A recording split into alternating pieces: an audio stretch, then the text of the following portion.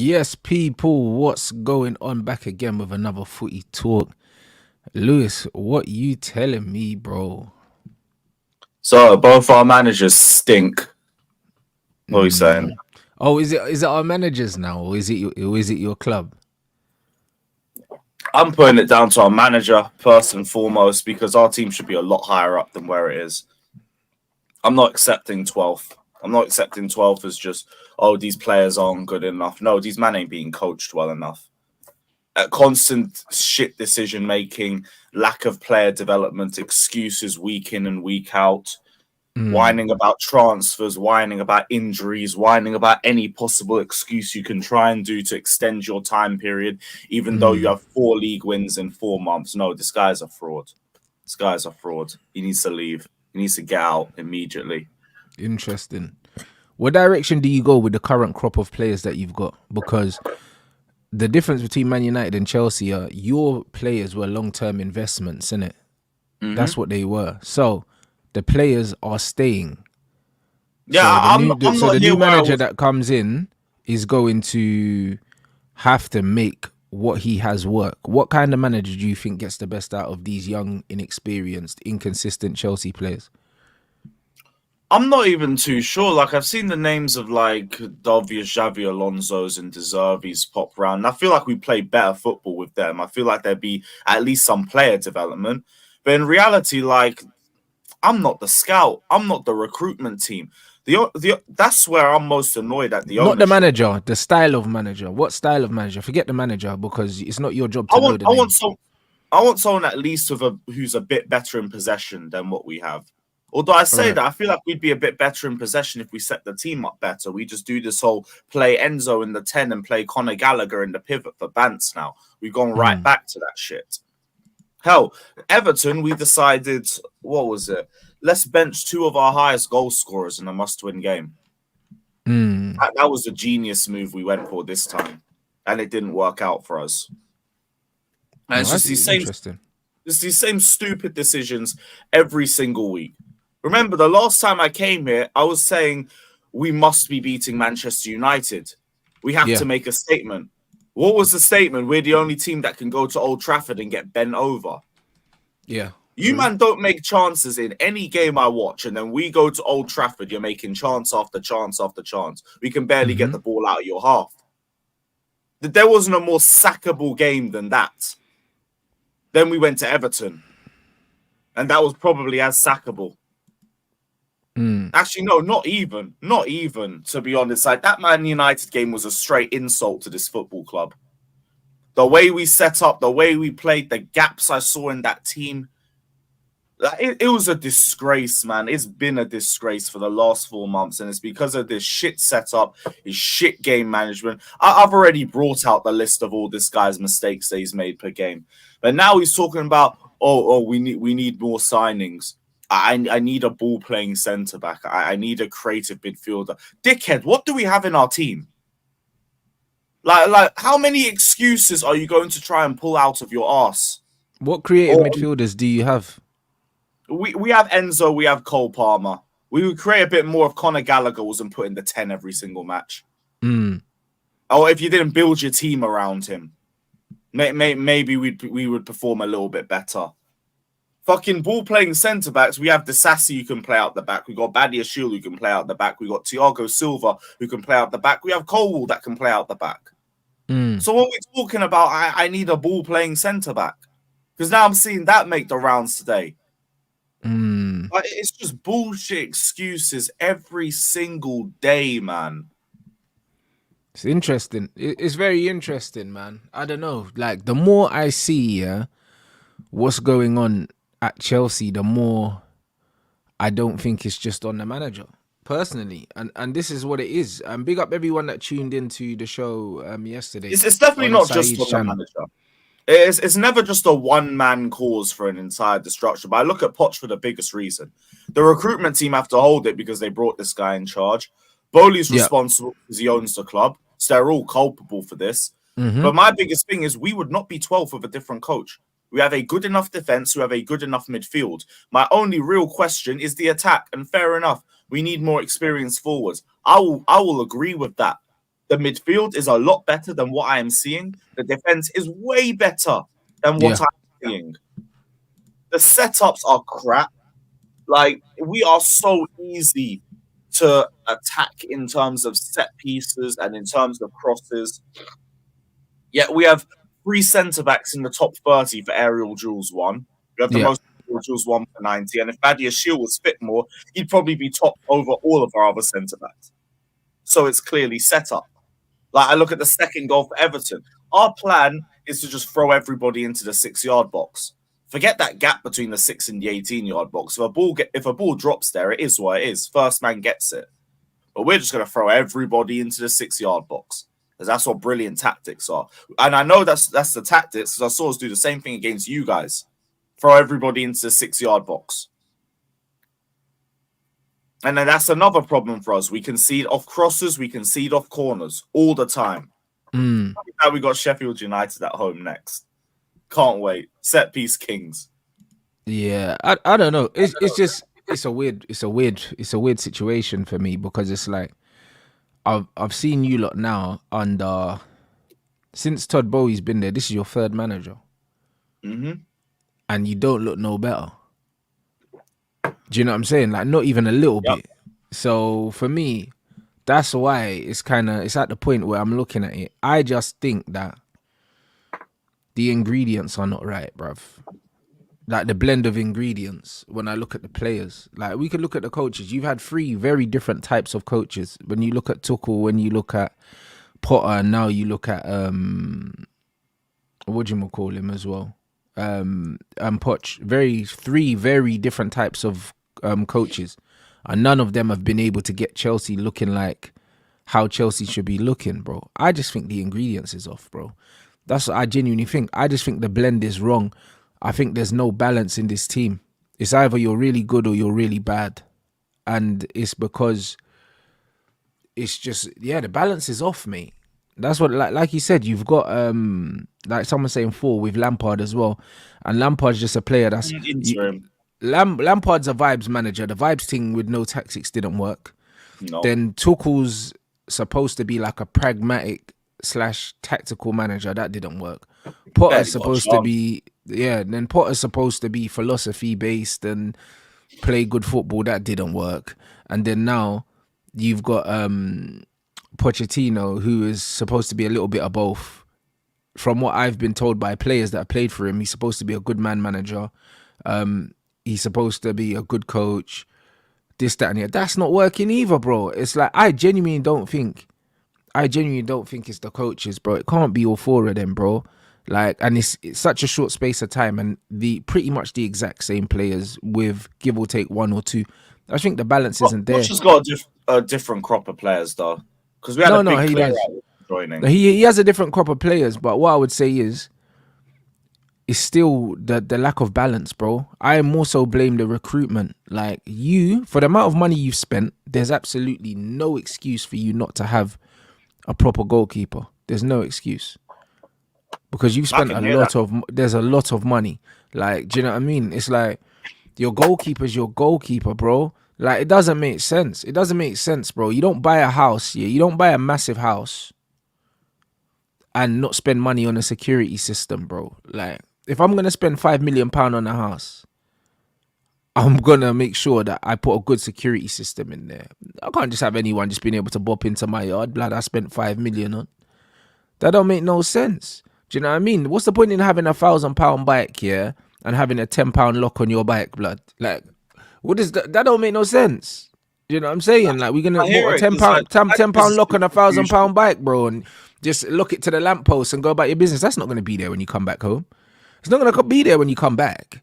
Do you know what I'm saying? Like, your goalkeeper, if I'm spending the best part of £1 billion, I'm getting the best goalkeeper money can buy, bro. Because at the end of the day, whether you like it or not, these goalkeepers win and lose you games. They win and lose you titles, bro. And Onana single-handedly, like, threw us out of the Champions League. No matter how bad we've been.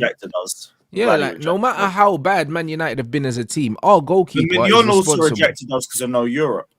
Maybe, but when you look at it's like the same thing with the striker. Everyone's like, "Oh, you need an experienced striker." I look at it, it's like, who realistically was out there? Osimhen was not going with 2 years left. Tony got a ban. Who else? I've seen people talk about Sesko, who was already going to Leipzig at the time. There weren't really options out there. Yeah. When you really like, even with goalkeeper, Mignon didn't want us. Onana, thank God, he didn't want us. I guess they could have put everything out for Diogo Costa. That could have been a potential one. But other than that, I don't really see who was out there. They've taken a bet on Robert Sanchez. I mean, he's a good shot stopper and everything, but you expect that from your goalkeepers. But the playing out the back is just very concerning because it's not improved. It's not improved. The guy's constantly sloppy playing out the back. Yeah, but also your recruitment is supposed to handle that, because like someone's saying, Vicario, bro, like at the end of the day, I didn't know much about that guy when Tottenham signed him, and he's looking like a revelation at the moment, and he actually replaced one of the best goalkeepers of his generation in Hugo Lloris, whether you like it or not. So it's one of them things where it's not about name brands. Cool, there might not be loads of big name goalkeepers out there, but bro, if you had a proper recruitment team, you could have done better than Sanchez. Yeah, you could have just picked some random name that would have balled out. Yeah, bro. You could have. Like, there's no excuse in it. There's absolutely no excuse for spending that much money and not doing a good job. Not doing a good job in recruiting for a goalkeeper. And the same goes for a centre forward as well. It's like the two areas that Chelsea don't have a spine. They do not have a spine. You've got one experienced centre back. You've got no experienced midfielders, no experienced strikers.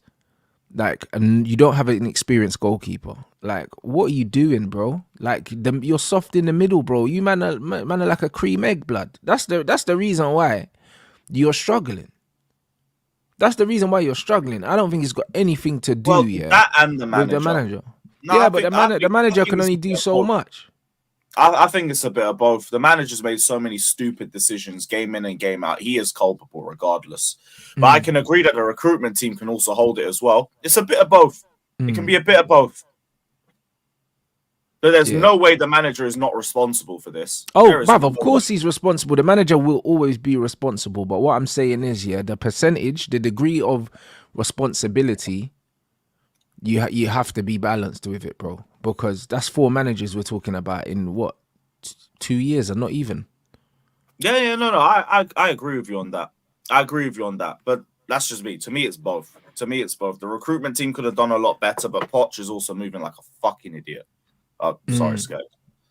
No, 100%. Man saying, hey, big up everyone inside. Smash the like button.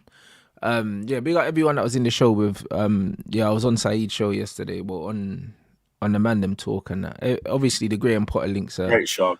Are hotting up. I told you, man, already. Like Musa made some great points, and bro, I've bought into the Graham Potter thing. I've bought into it still. Do you know what I'm saying? From a very logical point. Graham Potter in that. I've bought into the Graham Potter thing. For the simple fact that when I was looking, like, let's go back 3 years. I was looking at English football and I was saying Eddie Howe and Graham Potter. That's what I was saying. I was saying they're the only 2 English coaches that I respect. The only 2, innit? I always said that. And obviously Graham Potter done his thing in Sweden. And then I've known about Graham Potter for ages, from when he was in Sweden, and then obviously he's come over to Brighton. He's done what he's done. So he's gone to Chelsea. It hasn't worked out. However, it hasn't worked out for anyone so far. If Pochettino came straight in after Graham Potter, and turned things around, then I would be like, cool, Potter flopped. But now I'm looking at what's happening to Pochettino as well. It's kind of like, well, boy, like, maybe it wasn't him. Do you know what I'm saying? And I believe that we might as well give him a chance. Do you know what I'm saying? You man need to let me land and use logic, bruv, because you man are too emotional. Like, man are saying he hasn't got the personality for a big club. Listen, that's why I'm not saying a word. Just land. Because like you got to listen, And you're saying he can't work with egos and that. You guys do not know what you're talking about, bro. Like, it's not about working with big egos. Society's completely different right now. A lot of you guys, and I always say it to you lot, like, you lot support my channel. I got a lot of respect for you guys, and that's why I'm very straight with you because we live in a society now where everything's feminized, everything's told to people nicely, and when you don't say things nicely, people get upset, bro. This current generation of footballers are the softest. They man are soft like baby shit, bro. So when you think that these drill sergeant managers going into clubs work anymore, they don't work. You can only be a select few, yeah, of managers now that don't excel in man management and can get away with it. A select few, bro. You can't be walking in and just throwing your weight around unless you've got the pedigree of a Pep Guardiola. Carlo Ancelotti's a man manager anyway, so you can't put him in there. You can't walk in and throw your weight around. Even Jose can't really do it anymore because Jose's aura's kind of worn off. And Jurgen Klopp is a man manager. There's not many managers that are walking in there, running their mouth, and they're going to have a job in 18 months. That's not how football works anymore. Player power is real. And on top of that, yeah, it's like these men are soft now, bro. We see it every day in the chat. We see it every day in the chat, bro. Man say one thing and half of you man start crying, bro. And it's not your fault. It's not your fault. It's because that's how you've been programmed. And that's how a lot of these footballers are, bro. They can't be told what to do. And if you do tell them what to do, you have to tell them in a certain way, bro. Like, Eric Ten Hag is a poor coach, but also, more importantly than that, he's a poor communicator. Communication is not Graham Potter's problem. We know that he can coach because we've seen it at Brighton. Because before Graham Potter at Brighton, we weren't really talking about the way they played until he was in there. So we've seen that he can coach. We've seen he can communicate with players. We can say he didn't have the personality for a big club, but guess what? Pochettino has been at Spurs and he's been at PSG. Now he's at Chelsea and he's still failing. So I could argue Potter had an even worse squad than we had now. Well, there you go. So we didn't even have a midfield with Potter. So Potter's failure at Chelsea was not his fault, based on what I'm seeing with Pochettino. So, like I already said, yeah, Man United are 3 years away from being a top team, bro. That's what they are. Graham Potter's not the guy that's going to get us back to winning the Premier League and get us to challenging for the Champions League, but we need at least 2 managers for that to happen. Like, it's all about, that can elevate the team a little bit. Well, exactly. It's all about business. When you think about business, yeah, people say to you, "Oh, what's your 5-year plan? Where do you see yourself in 5 years?" You have short-term targets, then you have an ultimate long-term target. All of you guys are talking about Zidane, this, that, and the other, bro. If you're a manager with pedigree, yeah, you don't want this Manchester United job. It's not appealing, bro. There's too much that needs to be done before this is a cohesive unit. So why the hell, yeah, would a big name manager come into this car crash and say, I'm going to sit here and I'm going to wait for the new director of football to come in, the new CEO to come in. I'm going to help with the rebuild of this team, get rid of these players, bring players in. No, all the top managers want a project that's pretty much ready-made. Pep wouldn't have gone to Manchester City 10 years before he went because it wouldn't have made sense. City got Mark Hughes in first and then Pellegrini's and the Mancini's. Pep would have never taken that job anytime these men were taking it because it wasn't the right time. Timing is everything. At Man United right now, Man United need a good coach and a man manager to come in, get the best out of the current crop, be there to oversee the transition while players come in and players go out. And then once he hits his ceiling and he can't take us no further than that, then you get rid of a Graham Potter and he can be anyone. And then you get the manager that's the real elite manager. You don't just go straight in now and get an elite manager. The thing's a mess. What are you talking about? So what you're saying is like a little 2-year Graham Potter contract. And then bruv, give him a 3-year deal. Give him a 2.5-year deal, bro. If he come, because he can come in right now. And I'll tell you what, he'll get the players that are here playing straight away.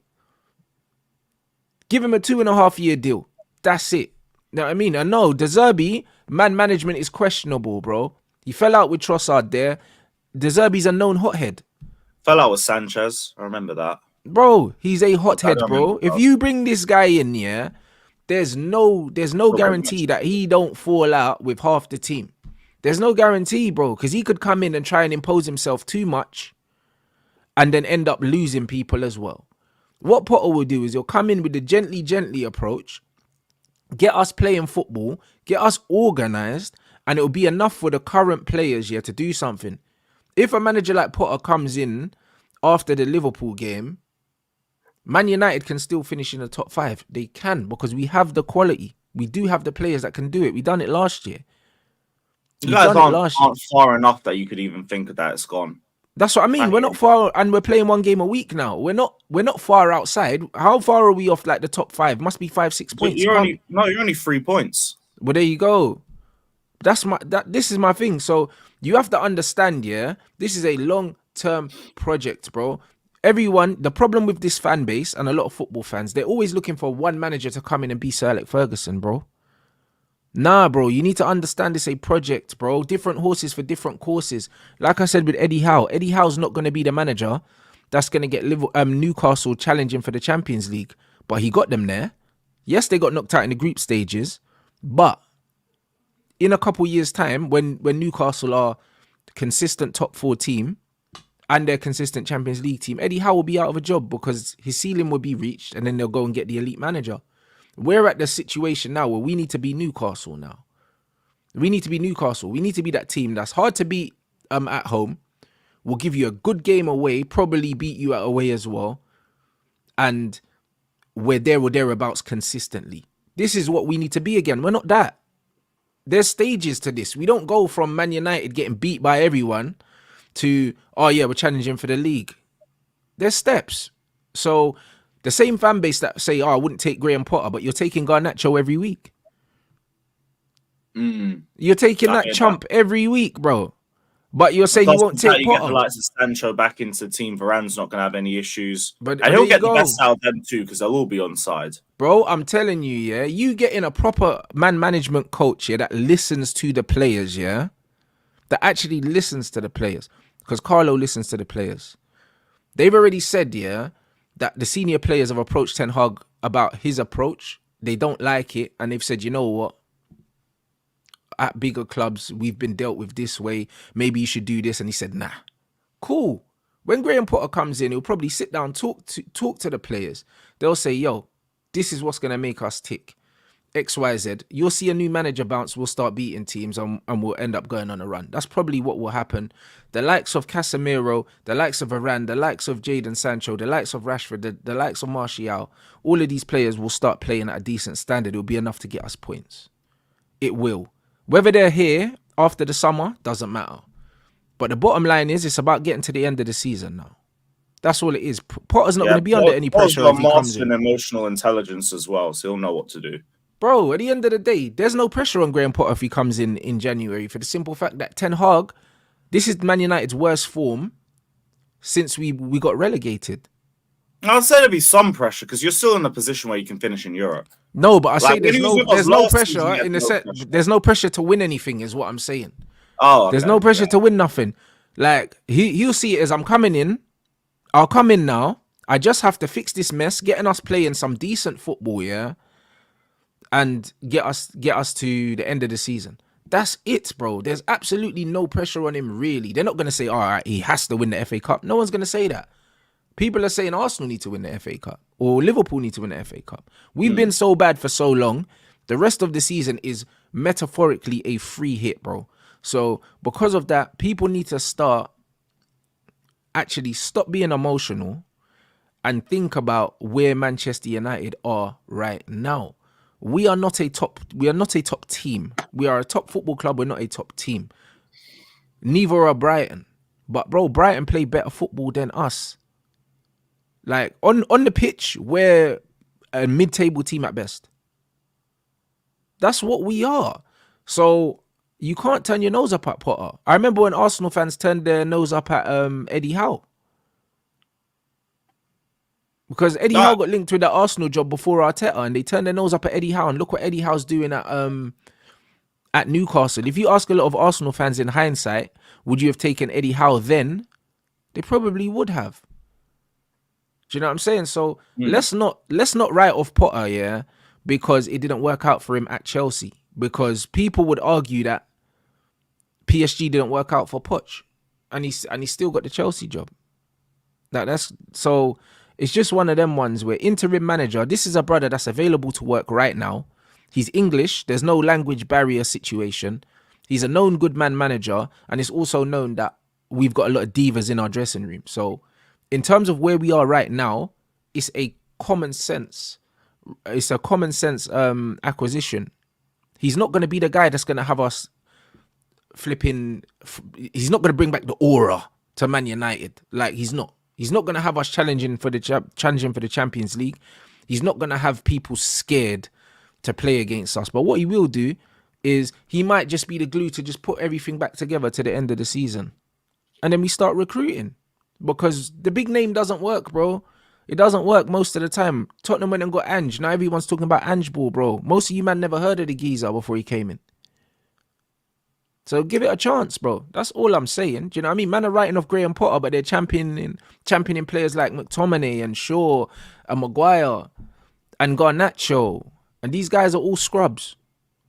So like you don't need a massive personality to manage these players now. You just need to be good with people, which Ten Hag isn't, bro. Like get out of this thing where you need to be firm and you need to be authoritative and this, that, and the other. Because a lot of man, bro, like I don't sugarcoat anything. And I always tell you, man, how I see things. And most of the time people get upset with my delivery. They get upset, bro, because we're just a sensitive generation. Extremely sensitive. And that's just all it is. And the players will be the same. So it's one of them ones where in modern football, a lot of these players can't take hearing the truth. A lot of people in life can't take hearing the truth. And that's just what it is. So go get him, yeah, with a proper director of football and a new CEO. Let this guy play football. That's it. And give him a couple years. Make more chances with him. I could see that.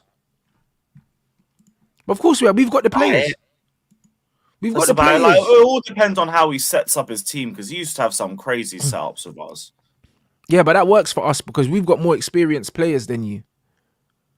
A lot more experienced players than you. Man United's average age of the squad must be 26. Last season, 26, though, I don't 27. think the question with us was experienced, though. It was just shit players. But I'm just saying, like, in experience as in experience of multiple systems, experience of multiple managers. We've got a much more adaptable team, bro. Do you know what I'm saying? When you look at the players and who they've played for, where they've played, like, I don't think there's a system that a manager could bring in that our team can't play if it's coached properly, bro. That's my. But regardless, it would be a step up on what you have. I just 100%. Like Ten Hag's rubbish. So when people are saying who's out there, Ten Hag. Oh, look, it is 26. That was a guess. Yeah. So Ten Hag, he does not have the people skills. He doesn't have the people skills, bro. And ultimately, as in spades. In society, you need that now because these guys are sensitive as hell, bro. You can't tell them anything. You can't criticize them.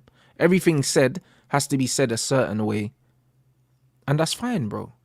Do you know what I mean? And that's fine. So get in someone that's going to do that for now. For now. Because also getting rid of players. There's a way to get rid of players as well, bro. There's ways to keep players happy in the dressing room, even though you know you don't want them there. That's also man management. Because one or two negative people in the dressing room could tank the entire squad. Yeah, 100%. But that's it. So, like, bro, keep players happy even when they're not playing. And the way to do that, yeah, is by having a good man manager, but also winning. Because when the team's winning, the players that aren't playing don't care. They don't care. Everyone cares why they're not winning. Yeah, everyone cares why they're not playing when they're not winning. Because when teams are losing, then everyone's looking at saying, "Oh, I can do better than that." You don't think for a second, yeah, that Sancho, Martial, Rashford, Ahmad are not sitting there watching, yeah, Man United versus Bayern Munich. These attackers can't get a sniff, the Bournemouth game, and thinking, bro, how am I behind these guys? They're watching that and they're thinking, well, you understand the vision. Oh, 100%. When you're playing well, you say, all right, cool. When I get my chance, this is the guy I need to get him out the team. No, now it's like, bro, how is he playing instead of me? This is where it is right now. I saw a video on Instagram, yeah. I didn't like it in the sense that wise man chatting, but did you see the thing about my man saying that Chilwell said that that Mudrik's trash and that? Yeah, I saw that video. Like that brother shouldn't be doing them chatty patty things. That's another thing about this generation, bro. Like when I was growing up, if you did that, you'll get punched up for stuff like that. You know, like that. A man's gone on a podcast and said that Chilwell's mentioned to the barber that Mudrik's dead. That barber might have lost his job. Bro, you lose more than your job, blood. Like if I told you something like that, do you know what I mean? And you went and repeated that, and that's got back into the dressing room. You lose more than your job, fam. You know that you might lose some teeth, blood. You know what I'm saying? Like, that's crazy to me. He came out yesterday saying it was all bants and everything. Big up to Joey. I know him personally, but still, I wouldn't have brought it up in the first place. Bruv, no one's going to see it as a joke, or it's either just real and you're trying to but don't use somebody's name, yeah, when you're making jokes. If you want to make a joke and say my man's dead, say it yourself, but don't use someone else's name, because the thing is, the way bad news spreads so fast in social media, yeah, even if it was a joke or it wasn't true, yeah, you need to understand the game that we're playing right now. You can't say these things. You cannot say. At the very least, you can't. You don't have to say his name. Yeah, but you could just say. But that's it. That's all you needed to say. Certain man. Do you know what I mean? Certain man not rating him. That's all you need to do. Do you know what I mean? And that's the thing. You can't add context after with a clip. You can't do that. Do you know what I mean? And this is the thing. Like that. Who knows? Mudrik's playing not with confidence anyway. That's not gonna help. And then also that could potentially start beef in the changing room, bro. Even though Mudrik he's been awful. He's been awful, but you just don't do certain things like that. And this is the problem, bro. Like, you man need to understand. Also, I'm gonna say if that was true from Chilwell, he needs to have some shame, personally. Yeah, but that's what I'm saying. You can't be talking on man. You ain't exactly lit up the world at Chelsea, bro. He ain't exactly technically sound either. But this is the thing. A lot of these younger players, yeah, have got inflated egos. They overvalue themselves. They're not very good. They're on a lot of money. They've got no humility and no self-awareness, bro. And this is what it is. Because for argument's sake, even if he did say that, it's like, bro, what have you done in the game of football, really, yeah, for you to be pointing fingers at people? You can't even stay fit, bro. Do you know what I'm saying? How much did that guy cost, bro? That guy cost a lot of money. 50 mil. What have you given Chelsea for the 50 million that they spent on you? Absolutely nothing, mate. They're going to have a few comments saying, he helped us win the Champions League. Yeah, it was a few years back. I don't care no more. But this we are now 12 again. These men got no self-awareness, Lewis, because no one's telling them, bro. No one's telling them. And that's why man get upset. Man get upset by the way I say things. That's bro, I just be giggling, bro. You need to respect him. He won us the Champions League. Bro. And then they say, oh, but their age. Bun your age. Man don't care about your age, fam. Do you know what I'm saying? Bun you man's age, fam. You're still a man. You have to hold that criticism. You know, like that. Exactly, bro. We are in football. This is the most critical sport in the world. Bro. Can't hack it. You shouldn't be here. Bruv, this is same thing with YouTube. You get criticized daily. We firm it. We come back live every day. We move on. Is what it is. Bro, listen. We get criticized 24/7, bro. Understand, that there's man all around the world watch us, bro. You're getting slandered in your sleep, literally. You know them one. Man's sleeping, you know. Man's got my eye mask on, yeah, and someone's in my comments at like 4 a.m. talking rubbish, bro. Listen, there's no hour on the clock that someone ain't talking like shit on my name. You have man watching your shows. They don't like you. They're commenting your name every minute, trying to get your reaction. You're not responding to them. They're 100%. Still gonna be there waiting for you to react. This is what they do. They'll be like, this is Rants again doing this, that, and the other. Yeah, thanks for coming back and keep coming back. Yeah, you know, enjoy the view, man. I ain't even gonna block you. Enjoy the view. But that's what I'm trying to say, bro. So it is what it is. If you do anything in public, yeah, criticism comes with it. If you're not built for it, say you're not built for it. You know, like that. But don't be out here pointing fingers here, there, and everywhere. Next man, bro. Allow it. Focus on your damn self. This is just what it is, and that goes for everyone, bro. That goes for everyone.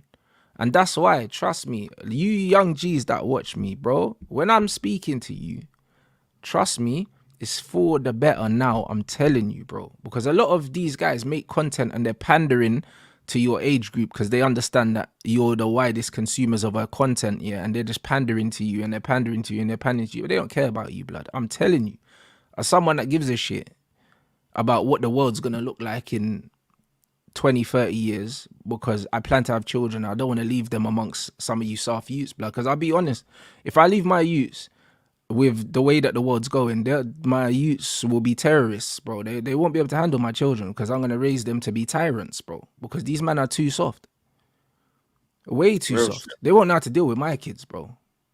Because I'll make sure that they're worse than me, bro. I'll make sure that they're worse than me, bro. Because, bro, listen, life's getting more difficult, fam. Life's getting more difficult. Like, this is the Yep. hard... Bro, it's hard, bro. It's hard, bro. Do you know what I mean? We live in a world now where one wage now, yeah, most of the time, yeah, can't feed a family, bro. Like, it's getting difficult, bruv. And it's only going to get more difficult. I swear to God. That's why when you get man, yeah, like I'm coming into my mid-30s now. And you get man on Twitter talking about, oh, Rants, like, you're over 40 and this, that, and the other, and you're picking on a kid. It's like, bruv, one, I'm not over 40, and two, you see you man now that are in your teenage years right now, bro. You man are gonna have to work till you're 90 years old, fam, the way the world's going. Do you know what I mean? So you can Yeah, make we ain't jokes. getting no pension. So No you nothing. can make all the jokes you want about my age, bro. I tell you what, blood. But listen, I ain't gonna be working till 90. You know what I was there? You man are finished. And on that, I hate that as well. Like, you're too old to be criticizing this player.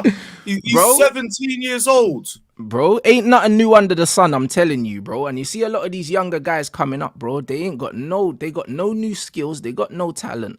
They got no talent, bro. Like, everything's just recycled, bro. Like, even the other day I tweeted something, yeah, and I had to light someone up on Instagram, yeah, for stealing my tweet, yeah.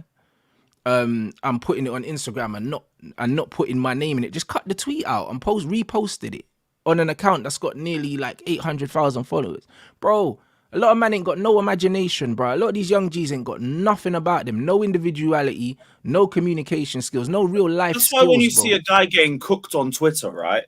Well, that's one thing I've noticed. You'll see a guy getting cooked and it's like 90 or 100 quote tweets of the exact same thing.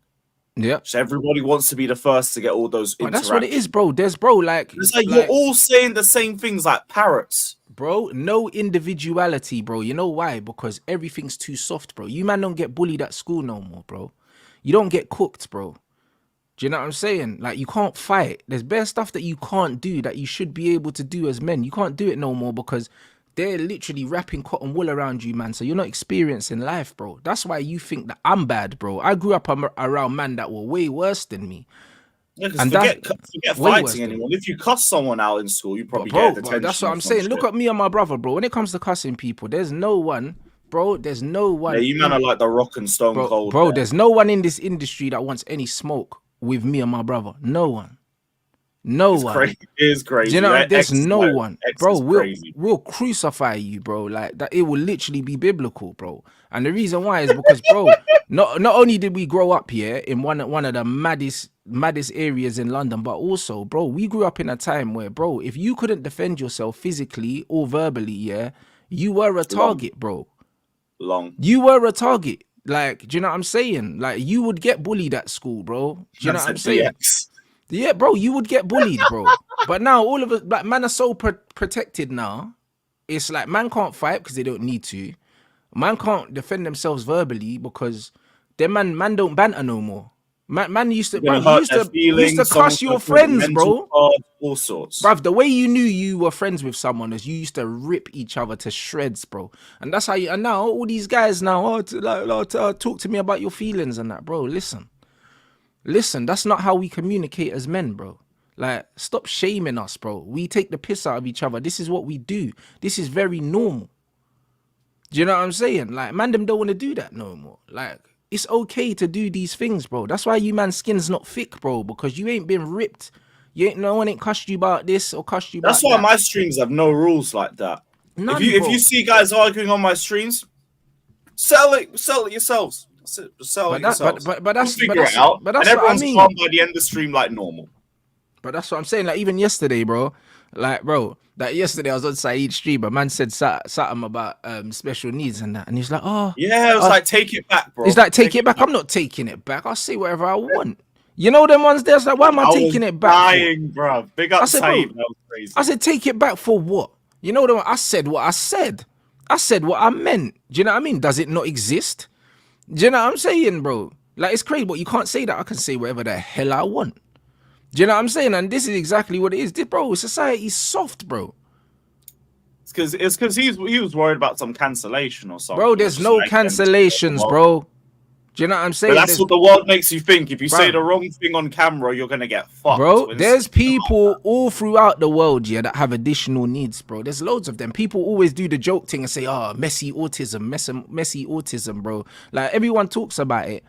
Like, bro, it is what it is. People, bro, one of my people panelists has autism, and he makes it into a character. Starts making sound effects and all sorts of bro. stupidness. Autistic people exist, bro. Do you know what I mean? Like it is what it is. Like, what do you mean, bro? Do you know what I mean? If someone's fat and you call them fat, yeah, you're not. It's not an insult. It's a fact, bruv. Do you know what I mean? It's at the point now where people shame you. 2023, you might be cancelled for that. Bro, people shame you for telling the truth, blood. It's now fact shaming instead of fat shaming, bro. If you're fat, I'm calling you fat, bro. So what? That's the way it should be, bro. No, but bro, like, listen, like, the reason why you know it's the way it should be, bro. When you go around old people always tell you the truth, and kids always tell you the truth, and somewhere in between, people just start lying through their teeth, bro. Go see your grandma and you've put on weight. Your grandma's gonna tell you you're fat. Your granddad will tell you you're fat, but your cousins will tell you you're fat. My auntie said that to me a few years ago. I was like, all right, cool, I'm going gym. All right, say less, bro. Say the less. Older generation, I didn't think they'll say you're fat. Oh, my life's over. What the hell? I was like, nah, cool. Let me go gym. Say less. Call you fat, bro. If your breath stinks, coming. You standing there like this, like, that's it. Kids don't care. Literally, if you got bogey on your nose, a kid's gonna point at you and say, "Oh, you got a bogey on your nose, bruv." You know, bro, like I remember I was the most disrespectful kid growing up. I remember one of my mums brought her friends over, and the first thing I said to her is, "You're too fat. You need exercise." Yep, straight away. Like, there you go. If you want honesty, go to children, bro, or old people, bruv. You know, like that. So trust me, when a lot of you man are getting coddled, yeah, and people ain't saying certain things and all that, bro, listen. Just because people ain't saying it, that don't mean they're not thinking it, bro. You should respect someone like me that just says exactly what they thinks, bro. Because, bro, those are the people you can trust. And just don't get in your feelings. If you have something you can change about yourself for the better, change it. Don't cry about it. Go change it. Bro, facts. You know, like that. If you don't want people calling you fat, go to the gym, lose some weight. No one's going to call you fat. If anything, they're going to say, yo, fair play. Fair play. You've improved yourself. Well, there you go. So that's what I'm saying. But understanding the society that we're in right now, when you men are talking about, like, certain managers can't deal with big personalities, bro, a lot of these men are not big personalities, bro. I'll be real. They're not big personalities. If you think Harry Maguire is a big personality, the guy's been relegated 4 times, maybe 5. Well, you think Luke Shaw's a big personality? No, he's not. He's a neek. You know, like, do you know what I'm saying? Like, these men are not big personalities. Experience don't mean big name. Yeah, they're not big personalities. When I look at Rashford as well, he looks like a little quiet kid. Like, he looks like a good youth. He don't look like a big person. He's not a big personality. Jadon Sancho and Anthony Martial are 2 shy, quiet guys. They're not big personalities. They're not big personalities at all. Like, Zlatan's a big personality. There's no Zlatan. And Casemiro? Varane's not a big personality, but he's got a big presence. Do you know what I'm saying? Bruno's not a big personality. He's a crybaby. Casemiro's a big personality. He'll put his hand around your neck, bro. He's a big personality. Leach is a big personality. We don't have big personalities at Man United, bro. Like, this is not the Galacticos, bro. This is not. So when people talk about big personalities, no. Paul Pogba was a big personality, bro. Man United don't have big personalities. So when people are saying, oh, you can't handle big personalities, there's no real big personalities at Manchester United apart from Cass and Leacher, bro. There's no big personalities. Naturally, like, when you look at them, you say, yo, these are naturally big, like, you know what I mean, outspoken men that stand on business, bro. These men are not standing on anything, bro. So if you think that Graham Potter can't deal with these little man, do you know what I'm saying? It's crazy. My big person. Yeah, Graham Potter, I don't think he ever lost the dressing room. He didn't. Same with Ollie. Ollie didn't lose the dressing room. He just lost too many games. Like, it was the point where there was the likes of Ziyech, who was meant to leave to go join PSG on deadline day, and it fell through because all of our recruitment team were focused on the Enzo transfer. And Potter managed to get him in the starting lineup for our next game a day or 2 after that. He was probably our best player. We've had 3 assists if it weren't for Havertz tax. Yeah. There was Oba, who never got any game time, but I don't think he had any issues with the manager. I think that was more a board thing because he had a bonus appearance fee in his contract. Although the Havertz thing still annoyed me to death. Facts. I don't think he fell out with anybody. I don't recall him falling out with anyone. Nor with Mendy, and he barely played him.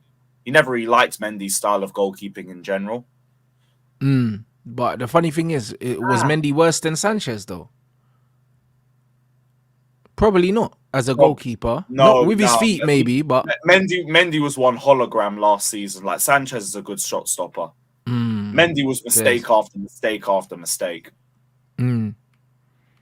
Yo, big up Prime you lot. Mendy, different guy, but yeah, not last season. You lot smash up the likes. Let's get these likes up, man. Over 1,000 of you lot in here. We ain't even got 300 likes. Man saying, what about Bruno? I know he's jarring, but his personality. Bruv, being loud and being a big personality. Bruno's not loud, bro. Bruno's a moaner, bruv. He ain't got a big personality, bro. He's just a weasel. You watch him play, yeah? And, bro, this is the guy that asked to get subbed off, yeah, when we were losing to Liverpool. He doesn't have a big personality, bro. He's got an overinflated ego because Man United have given him, yeah, they've given him rank that he doesn't deserve based on his ability as a footballer and also who he is as a person. Is forced. Bruno's not a natural. He's not an alpha, bro. He's a little man. You saw them Portuguese man laughing at him in the tunnel, bro. Nah, bro, he's a little man, bro. He ain't got a big personality. He ain't going to lose his spot either with Potter, so there's not going to be any beef on his side. Yeah, that's what I'm saying. But, bro, he ain't a big personality, bro. And that's part of the problem. Like, what teams have big personalities? Bro, you know Thiago will be a big personality. I don't know enough about Chelsea's players, but just looking at them from the outside, they're all young, bro. None of them are going to really... They're not really going to have that because they haven't earned it. Like, at Liverpool, you have got your Salahs, you've got your Virgils, Alisson, Robbo and Trent are big personalities in that dressing room. Milner was one as well. Henderson was one. Do you know what I'm saying? Like, they had leaders, they had personalities. Man United don't have that. Man United don't have that. So it's one of them things where Silva's not going to cause a problem. Otherwise, he'd be moaning about not having the armbands. He's not going to cause a problem, but he's got that respect in it. It's that the respect that a parent's got when they look at the child, bro. Just look at you, and then all of a sudden it's like man's frozen. That's why he don't even need the armbands. I was like, bro, it's Thiago Silva. He just needs to stand there. He's a leader. But that's what I'm saying. And with such a young squad, Chelsea need more players with presence in the team, bro. That's why. But in general, in the modern game, you're not seeing these personalities because you don't see these personalities in society no more. Like, all these guys are people pleasers. Don't want to say this because I don't want to get cancelled. Do you know what I'm saying? Don't want to say this because everyone else thinks something else. So you know what? I'm just going to sit on the fence. Do you know what I mean? Look at all your favorite YouTubers, bruv. Do you know what I mean? Don't want to get cooked. Look at them and look at the ones that are always last, yeah? Always last to say they want the manager out or the last to criticize a player. Them man that always sitting on the fence, bro. It's not because they don't have an opinion. It's because they're worried about the backlash that comes with having an opinion. Because in society these days, if you have an opinion, bro, you're a target, fam. Do you know what I'm saying? People don't want to debate you no more, bro. It's not about debates and you prove your point, I'll prove my point. It's, I'm going to shame you for your opinion whilst not having one of my own. Okay. Yeah, because if you've got the same opinions as everybody else, you can try and farm the most views because everyone's going to agree. Well, there you go. Because right now it's the sheep. It's the sheep, bro. That's what it is. Because all these sheep are sharing followers.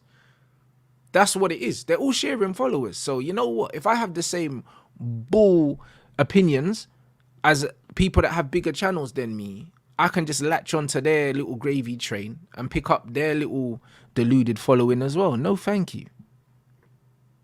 Yeah, no, thank you.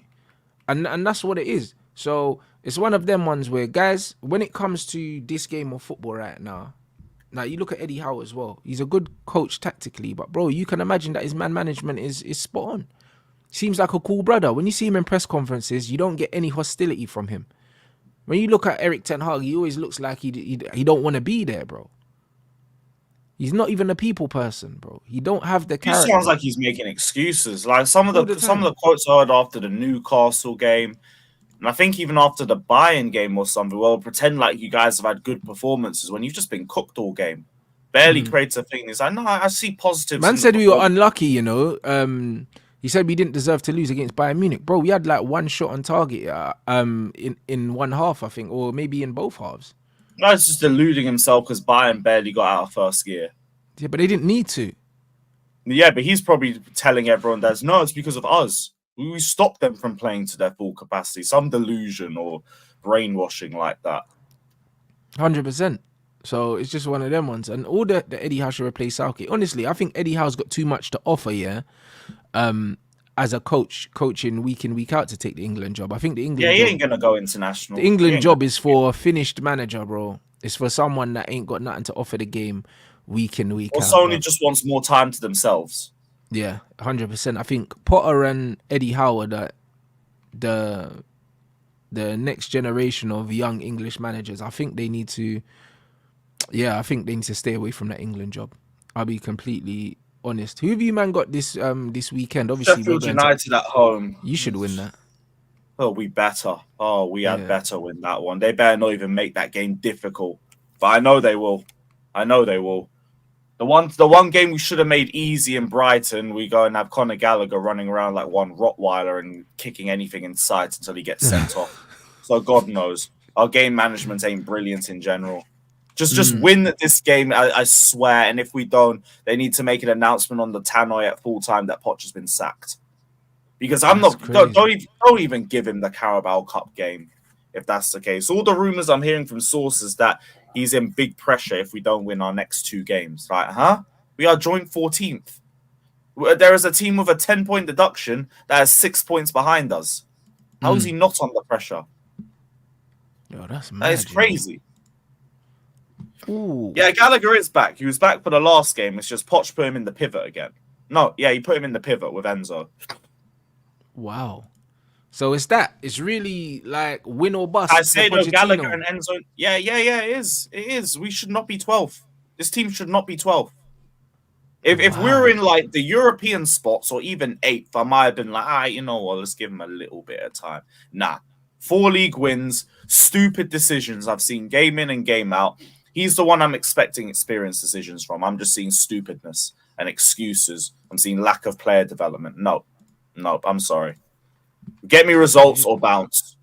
Because there is no way we should be out of Europe or not even contending for Europe as things stand right now. That's a disgrace. That's a disgrace. And so what? So it's get a new manager in for the January window type situation for you. Yeah, because like I get going for an experienced striker. Can you spend in January? What's the situation with Chelsea at the moment? There's rumors about us needing to sell to buy with FFP. I don't think it's that deep, but I mean we still have Cobham players we could sell. Like Trevor Chalobah wants to leave, and like we haven't played him this. Well, he's been injured, but we haven't planned to play him this season anyway. Yeah. So he could go for about 35 million. Conor Gallagher's still potentially up for sale and hasn't re-signed yet, so that could be another 50-55 million in the bank, and that's straight profit. Brozier potentially could be leaving too. Maatsen could be leaving as well. That'll be another 30 million. Like we can make the money for that. Right. So I'm not really too worried. You do sell well. You do sell well. That's one thing about Chelsea. Yeah, like they do have their house in order when it comes to recouping funds for players. Yeah, so like, but my thing is, I just don't trust Poch to even give him this window, because like all the shit. But is it his window though? This is the only thing. I feel like it's the recruitment team's window. So what, would Poch not having any say in it? Not having any say, but I don't think he gets the players the players he wants. I think the team know who's coming in, and it's not about the manager, because I can't for one second believe that Poch wanted Caicedo enough to spend 115 million on him.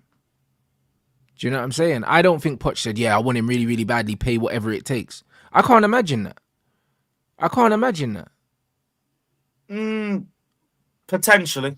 I do think you wanted him, but I also think as well you can also look for different for similar. But that's what I'm saying, bro. Like you can look for a similar profile that costs half the money for what he does. Yeah. That I was kind of saying as well in the summer. So because he's a functional player. Like he's a cog in the machine, but he's not a player that like you're building the team around. He's someone that slots in. Do you see what I'm saying? And that's why I believe that you could have got someone that does his job for half the money. That's why the price is crazy. Not because he's not a good player. It's because what he does to a team, for a team, is not crucial enough. It's not crucial enough to spend that amount of money. To me, that makes absolutely no sense. That's why when people get Enzo and Caicedo and say you spent too much on them, I'd be like, you know what, fair play, I'll listen to that. But if you're going to tell me they're the reasons why we're 12, no, I'm not listening to it. It's two No. different things. Like, I understand the banter over the price tag. If you're talking to me about the performances, nah, not at all. The problem has been our defense gets set up poorly and we don't have a setback for. We change it every week. Our attack does lack experience. I do hear that. The midfield, like Enzo and Caicedo, have been good when you play them together. When you play Gallagher in the pivot and you put Enzo in the 10, you kill it. Then you have Caicedo just sitting back with no options around him because Gallagher doesn't stick to his position at all. You have Enzo doing shuttle runs when that's not meant to be his But job. Gallagher's that kind of player, just like Scott McTominay. Them guys, they're emotional footballers, innit? They just play with their heart on their sleeve and go wherever. That's why if you're going to throw Gallagher into the team, at least you throw him a bit further forward. You don't split the pivot. Yeah. Because when they play together, they complement each other very well. But that's why you play him in the 10, and that's why Man United should play McTominay in the 10 if they're going to play him, or not at all. And that's why you don't play him with Bruno, because they're both very ill-disciplined. So, and they leave holes in the midfield. So if you are playing a Gallagher, you don't play him in the pivot because he will leave that gap. And he's just not got the ball retention or the technical ability to even do anything in that role in the first place. No, absolutely. No, I completely agree. So it's not even just that. Then it's like Colwell left back. Then you start the season with doing Chilwell left wing. I remember after the Arsenal game, Disassi was playing right back and we dropped Gusto for literally no reason. But don't you think that's your manager just trying to find balance? Where's the balance in Chilwell at left wing? Like, what is that going to achieve? I have no idea. Maybe he looked at it and said, yo, we can cross the ball, and defensively maybe we're weak down that side. It gives us extra cover. I don't know. Defensively weak, Ben Chilwell shouldn't be starting.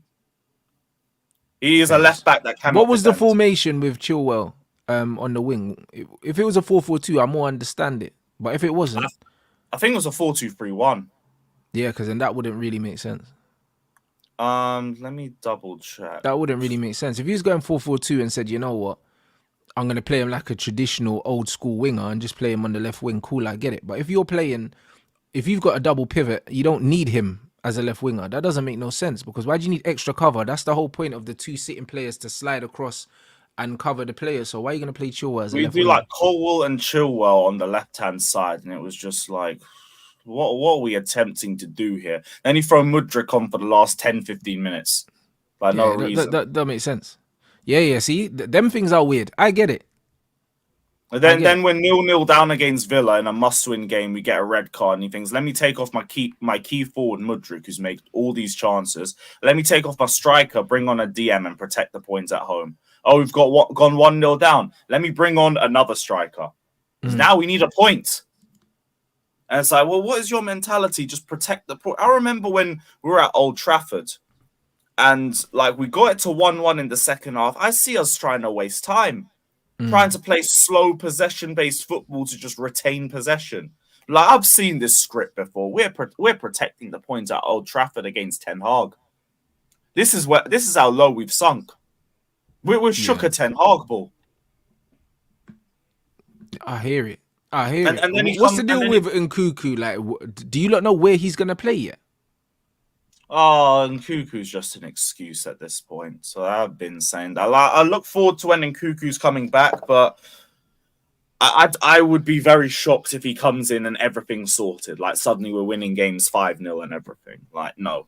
The amount of times we brought up Nkuku as the reason why we've dropped points. Let's see if it makes a difference. Because I don't see it. Yeah, but even so, where does he play though? Does he play in the 10? Does he play up front? Does he play on the wing? I think it would depend on the opposition, personally. Like, if you're playing a team that's going to attack you, you probably play him up top, maybe, instead of Jackson. If you're playing a team that sits deep, maybe you take Gallagher off and you put Nkuku in the team instead. So I think it's more dependent on the team, but I don't know, innit? I don't know. Like, I think we'll have a bit better interplay. Will we finish more chances with him? I don't know. Will we be more defensively solid with him? I doubt it, but we'll see. So We'll what you see. reckon your fans are using in Cuckoo the way Man United fans are like, oh yeah, when Luke Oh Shaw no, comes it's not back. the fans. It's Pochettino. Every game we lose, oh, we don't have a Cuckoo. Oh, we're missing in Cuckoo. We need Chilwell and Lavia back in the squad. Oh, and Cuckoo. That's all I hear every Because game. bro, And Man United Cuckoo fans and were like, when Cuckoo and Shaw comes Cuckoo. back, it was gonna get better. Then now it's when Cass comes back. Even though when Cass was there, they wanted him sold. Do you know what I mean? And then it was like, all right, cool. Varane's legs are gone. He's done this, that, and the other. Then all of a sudden, Varane needs to come back. Now it's when Lissandro comes back. Even though Lissandro was playing crap before he got injured. Like, bro, there's always an excuse, bro. Do you know what I mean? It's one of them ones where like it's crazy. Like absence really gets people distorting history, bro, all the time. All the I time. think it's Always waiting easy to for one say man to save the because you day. haven't seen him in the league. So it can be easy to hype him up to death as well. But it's just not fair on the kid because he's coming off a big injury and now like he's expected to carry the entire attack on his back. Also And with Poch in charge. yeah, and to be fair, you got Lavia to come back. But you know what it is, yeah? If Chelsea's team's fully fit, give me your fully fit Chelsea 11, yeah? And the formation. Because how does it work? Like I can't see a fully fit Chelsea squad, yeah, not being good. Just because of the Same. players you have. I Same. can't see it not being good, bro. Because the So fact that like you have got Lavia, Sanchez, Caicedo, and Enzo, like out of them three, you play. I'm assuming you play Enzo more advanced in the three. I think if you put the three, you probably push both of them up and you have Lavia as a sitter.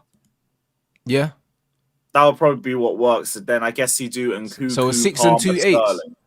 Yeah. Then you do Nkuku, Palmer, Sterling. That works. Then in the back four, James, Badiashile, one of Disasi or Silva, and Cucurella, Sanchez in goal. That team's not 12th. That team isn't 12th. It's not. But also that front three as well. You could play Palmer in the false nine as well. Play Nkuku on the left and Sterling on the right. It's adaptable. You can They move. could interchange. You can move players. You could interchange that front three. That midfield kind of has a little bit of everything. I still think it lacks creativity though. Enzo can pass, but I don't think he's a killer. I don't think he's a killer. I think he's a safe passer, innit? Like he played a really good assist for who did he play the assist that little chipped pass over for like at the beginning of his time at Chelsea, and then I ain't really seen him passing like that again. I can't remember. Like he it was the one for João Felix. Yeah, it was. I think it was the João Felix one. Yeah, Graham Potter got a good tune out of Enzo when he weren't playing him as the DM. Yeah, but that's what I'm trying to say, bro. Like it was the Felix thing. He lifted the ball over, and it's like, bro, he's got that in his locker. So why? Oh yeah, the Havertz one against Leicester. How did I forget that one? See, why is man not getting that out of him? That's what I'm trying to say. He has got them passing in his locker. He has Conor Gallagher in those positions. But what I'm saying, get him there. Get him higher up, bro, because he's your only player. Conor Gallagher can't play that pass. Yeah, facts on that. He can't play that pass. That midfield three would be press resistant as hell. You could have Enzo as probably the more creative outlet of the three. Caicedo dictating play from the midfield and breaking up play. Lavia just press resistant and then finding an easier passing option. That would work out for us. But that's it. Like, I think you need an incisive passer in the midfield. That's what I think you need. You need an incisive passer, someone that's when they get the ball in them half spaces, they're really looking to disrupt teams, bro. Like Chelsea play a lot in front of teams, and you don't need that. Especially that you do have quite a bit of pace. So why do you want to play in front of teams when you have pace? That really doesn't make sense. When you look at Liverpool, they understand what their strengths are and they play behind teams because they've got pace. If you got pace, play behind teams. Like, you know what I mean? You're not Man City. We play to slow down play too much. Yeah, but why? You're not Manchester City. You don't have those players. Do you know what I mean? Same with Spurs. Spurs play behind teams because they've got pace. I ask a lot of questions with this team. It's weird. It's like use your players in a way that emphasizes their strengths. Play behind teams if you've got pace. You can play in front of teams when you've got technical players. If you've got Bernardo and Grealish, you can play in front of teams. But you can't be playing in front of teams with Mudryk and Sterling. Like, what are you doing? The only thing I'll say in Poch's defence, though, is when we do it, we fluff our lines a lot.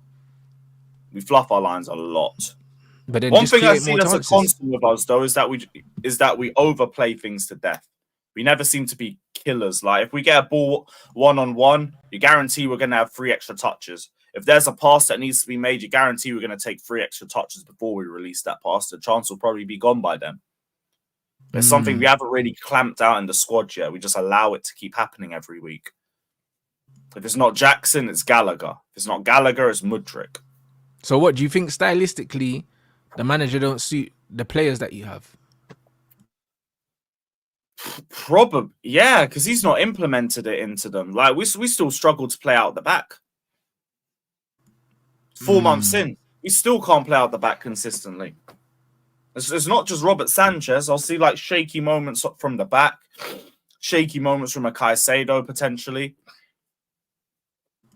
Like the way we're meant to be playing, it doesn't look like the team's understood it anymore.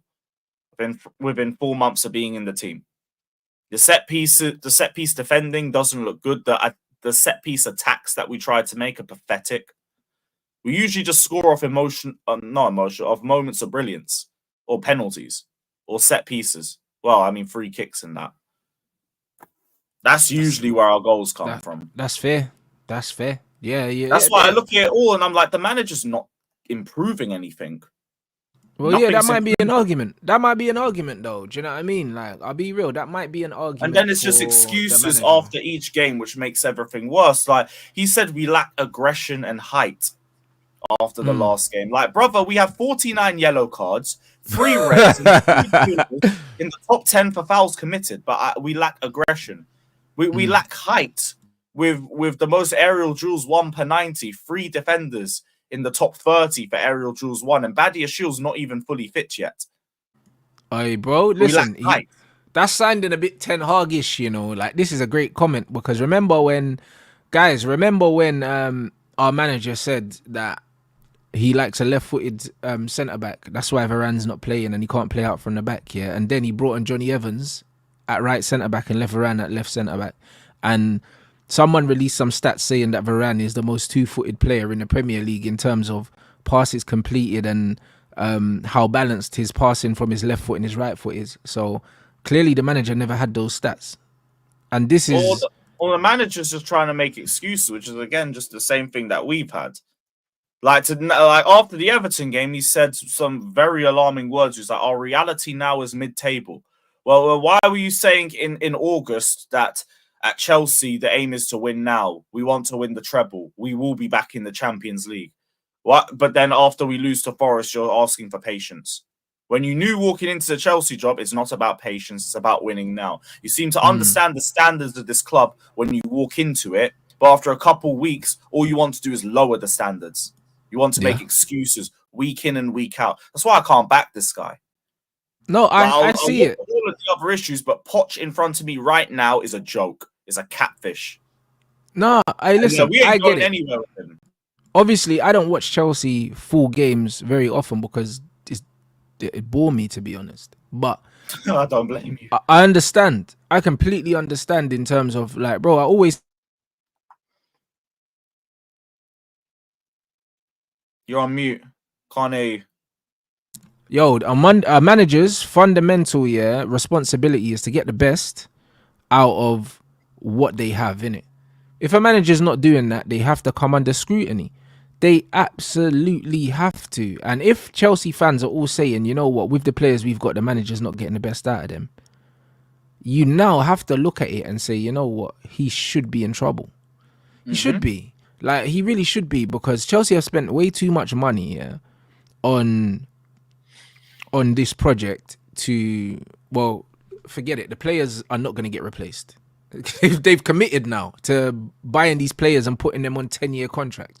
So he has to be in trouble, bro. Someone has to make this work. And if it's not him, it'll be someone else, because I'm sure you only gave him a 3-year deal anyway. 2 years. But there you go. Chelsea are smart. 2 years. This is what Man United should do. Give Potter a 2-year deal or a 2.5-year deal if he comes in January. Don't I give him said, is 3 he years. wrong? Chelsea are mid. Our defense is good enough. Our midfield is good enough. The only mid part about Chelsea is our attack. That's it. That's the only mid part of this team. Everything else deserves to be a lot higher than where it is right now. Yeah, yeah, you need some killers, and you haven't If had we were that for a long seventh, time. we wouldn't be having this argument. I wouldn't be screaming Poch out. I'd be like, you know what? I've seen enough to go. Because if we were seventh, the results would be a bit better. Fact is, Poch should have got results, and we didn't get results because of his decisions against West Ham, against Nottingham Forest, against Aston Villa, against Brentford, against Manchester United, against Everton. I've said 6 games already. If we had 5 extra wins, we'd be 4th. You see what the difference is? You see why I'm on to him so much? His decisions. And when you look at, but also when you And if look that at was your the case, our players XG would be though, you looked should at be a up lot there more though. differently too. I get that. I get that. No, I Bro get said it. our midfield pivot can't dominate. We watched our midfield bully Arsenal around. We watched our midfield stand toe to toe with Man City. Like, what are we talking about, brother? Our midfield can. Our midfield is capable of it. No, real talk though. But your goalkeeper threw the Arsenal game away for you lot. You know, like that. So this is what Yeah, I mean. Poch was a secondary response. Like I said, the subs could have been better, but realistically, we gave them 2 goals. I'm not going to really blame Poch for that. Yeah. I would have preferred to keep all of our forwards on for the full 90. Probably get a third, kill them off. But 2 goals we gave away. That's not his fault. Fine. But there you go. So this is what it is. You have to look at it, and I get it. The way you've invested in these players, the manager should definitely be getting more out of what he has. Like, that's not, but I don't know. I'm sure a lot of Chelsea fans would have felt like Poch wasn't the manager for this project, and it's a weird situation. And this is why I said, guys, I was like, I don't know where you guys rank Pochettino, in terms of the managerial elite right now, because there's not really any standout managers in world football, not any new ones anyway. Like, all the standout managers are the managers that have been standout managers for the last decade. Let's be completely honest, innit? Obviously, managers like Alonso and that, bro, this is their first rodeo, so we can't put them in certain conversations yet because they haven't shown that they can do it over a sustained amount of time at the top level. Like, we're still talking about the Klopps, the Peps, and the Carlos. We're still talking about that. So if you put Pochettino into, I guess Emery's probably a tier above Poch in terms of what he's won. So I wouldn't even say Emery probably is closer to the Klopp, echelon than the Pochettino echelon. But when you look at these managers, there's no real standout managers anymore in terms of like, yo, he's him. There's not that. So it just comes down to styles. Do you know what I'm saying? It just comes down to styles. I think all the big managers you could get are all already in jobs. Yeah.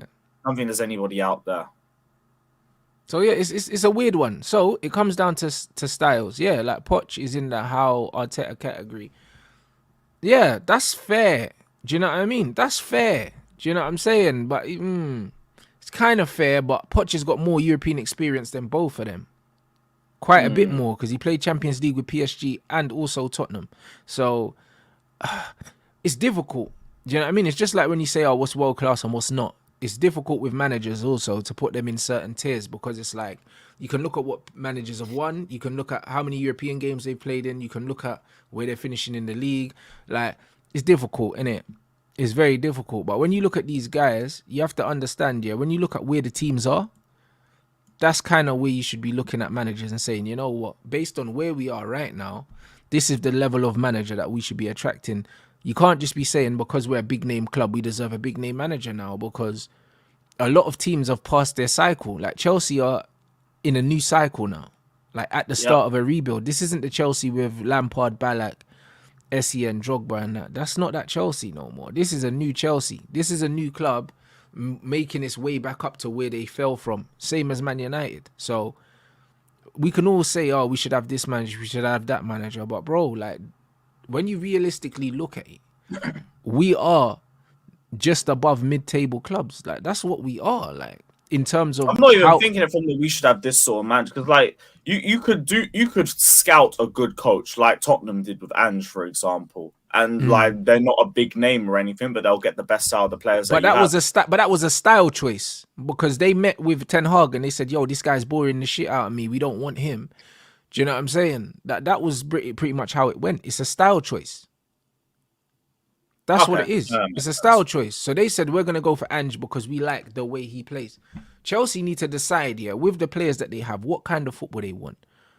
Poch is more of a pragmatist than he is a system manager, bro. And this is why I said at Man United, I don't want Emery, bro. Like, because he's more of a pragmatist as well. Like, he doesn't have a style of play. It depends on the players he has. I want a manager that's got a clear style of play in terms of he wants the team to play a certain way. That's what I want. Do you know what I'm saying? And with these Chelsea players, yeah, getting a pragmatic manager in at this stage doesn't really make sense. It doesn't really make sense, bro. Because it's like, it's a mismatch. It's a mismatch of like loads of different, like almost loads of different kind of players and philosophies. And it's like, just choose one and stick to it. Because when you've got a team of players that just get put together and you've got a manager that doesn't have a clear direction, he's and ahhing every week. You know what I mean? Like, that's what I'm seeing with Man United now. I'm seeing different back four every week, different midfield every week, because the manager hasn't settled on how he wants to play. Sounds like us. Do you know what I'm saying? Different back four, different attack every week. And this is what it is. So sometimes, yeah, like I always say, like when you go to a restaurant, yeah, when the menu's too big, yeah, it's the worst thing. I'd rather go somewhere where there's only 4 things on the menu, but they cook them all really well. Instead of going somewhere where you can get Mexican, you can get flipping Thai, you can get all these different things. Bro, what are you talking about? Just cook 4 things very well and I'll choose out of one of the 4 things, innit? It's just like, well, every week, oh yeah, I'll have the burger. Actually, no, I want the steak. Actually, I want the burrito. Actually, I want, bruv, what is this? Don't make no sense. It's like Poch has got all of these different players with all these different qualities and he doesn't know what he wants to do.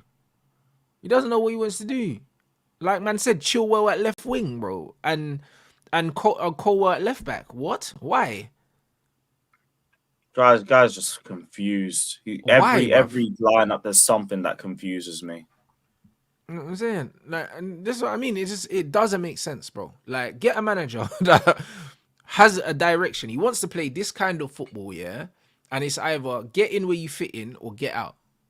That's what you need when you're rebuilding a team. You don't need pragmatic managers. Pragmatic managers come in and short term, yo, I'll do what I can with these players and just win and leave. They're 2-year managers. When you're rebuilding a team, you don't need a 2-year manager. You need a manager that actually has a vision. And even if he does stay for 2 years, what he does in 2 years is he at least provides a structure, like a template. There's no template at Chelsea right now. I don't know what kind He of gives football the they're trying players to a play. bit of an opportunity to express themselves, but I don't really feel that. Yeah, but that's why Like, we'll be in positions where we're drawing when we try to defend. But that's why I liked you lot when you had Sarri. A lot of Oh, me Chelsea, too, bro. a lot of Chelsea fans were into the complaining death. about Sarri. Like Louis hated Sarri, yeah. But I was like, listen, at least with Oh, Sarri, he's an idiot anyway. he came in, yeah. He came in. He brought in Jorginho, and he said, listen, we're gonna play a certain way. Get in where you fit in. And then you saw players like Loftus-Cheek. You saw players like Eden Hazard play some of their best football, bro. Do you know what I mean? Because, bro, get in where you fit in, bro. At least there was a structure. Instead of bringing in a pragmatic manager where no one knows where they stand, where they're gonna play, like what their role is. Do you know what I mean? It's like the manager's just trying to figure it out. Every week he's trying to figure it out. Like, I'd rather know what I'm expected to do. Yeah, bro, I wanted Sarri back. I'll be so real with you, man. That would have been the perfect guy to rebuild this squad around, because within the second season we'd be playing liquid football. Yeah, Hell, you 'cause get you an would've idea known. of what we're trying to do from game week 3. But that's it. That's Because how managers easy it like was to that, implement a style. managers like that know what they want and they know what they don't want. Whereas with managers like Pochettino, One he's game a got week his would be players. so calm. He wouldn't change the starting He 11, the wouldn't. bench, Same nothing. It man. will be the same team. This is it, bro. Same Like, as Conte. It was Look the at same Poch thing. You now. know exactly what he's doing. Man is saying that he wants 5 more players to play where, to do what? What profile of players do you want? Do you know what I He mean? You've wants a just ball decided. playing centre back like we don't have 3 or 4 of them already. Well, there you go. He wants a creative midfielder like you can't utilize Cole Palmer and Enzo. Striker, fine. I'm with him on the striker. That's okay. I got no problem with that. The Yeah, other but two, you've you're needed a waffling. striker for You're a very waffling long straight. time, so that's not news. Yeah, like that's fine. But the other two, you're waffling. You're straight waffling. And that's what I'm saying. So when you're rebuilding, you need a manager that knows what he wants and what he doesn't want. You don't need a manager that comes in and says, you know what, whatever you got, like, I'm going to try and make it work. Bro, making it work ain't for that. Nah, that's not it. That's when you've got a team that's almost there. That's when you've got an Arsenal. That's when now you go and you get a pragmatic manager that's going to come in and just win you games. Because Arteta's already built the base. He's built the structure now. So then you get in the manager like a Unai Emery and just say, all right, cool. I'm going to take this team from a team that plays good football to a team that wins. You go and get like a Jose, not a Jose now, but do you know what I'm saying? A Jose back in the day. All right, cool. You're a team that plays good football. I'm going to turn you to a team that wins now. They're the last thing that comes in, that manager. You don't bring them in first to build the team. You don't do that. You absolutely don't do that. You know Because what I his mean? brother's stifling us. On the Cucurella right back, we've been forced to make that decision half the time, so I don't blame him. James can't stay fit, and Gusto's had injuries and suspensions left, right, and What's the deal with center. Reece James? A lot of people are saying that Reece James is finished, bro. Like, Chelsea fans are they're kind of losing patience with him. Obviously, he's a skipper now, but he's not playing much football. And I don't get why now we're losing patience when we actually have good depth for him. Like it's just annoying. looking for someone to skip. Like the guy had knee pain before the Man United game. Now he had a hamstring issue after the Everton match. It's just whatever, man. Gusto, whenever you're ready, roll through. This is why you were one of the most important transfers we made. We need depth. And he's a good player, Gusto. Like I would, like it's not like Reece James is like sorely missed when he's not playing when Gusto is playing, because Gusto's actually good. Yeah, like we miss the attacking dynamism that he brings. I'll say that, but that's about it. Like Gusto's a solid right back. He's very good, and he has the potential to be even better. Brilliant. That just means worst case scenario, if Reece can't stay fit, well, Reece is the number 2, then Gusto's the number 1. Whoop-de-doo. We still have great depth. So I'm fine with it. I know Gusto's injured. He should be back this week, though. I mean, I'd hope so. Otherwise, it's more right back shifts for Cucurella. That's mad. I hear that. Man said Reece James might be Martial's trin. Bro, you've got enough depth and cover that he shouldn't be rushed back. He shouldn't be rushed back. You should, bro. Like, and to be fair, you're not playing for anything, bruv. Yeah, because you're not playing for anything. I think that Chelsea fans are using this Reece James thing now because you're not playing well. But like you said, you're probably the best equipped than you ever have been, yeah, to deal with life without him. It just so happens the results aren't Last coming, year so was people the are corpse using of Azpilicueta. Yeah. This year it's something different. So I was like, it's fine. I don't mind. Like ever since we got Gusto, I was like, okay, James, if you're injured, take your time. We ain't got to rush you back immediately for you to get re-injured again like we did the last 3 years. Now it's just, I don't care. You're injured. It's cool, man. Do your thing. You ain't going anywhere. You're loyal. You're a quality player when you're fit and you don't take a lot of time to get back up to speed. So fine. Just get well soon. Take your time. It is what it is.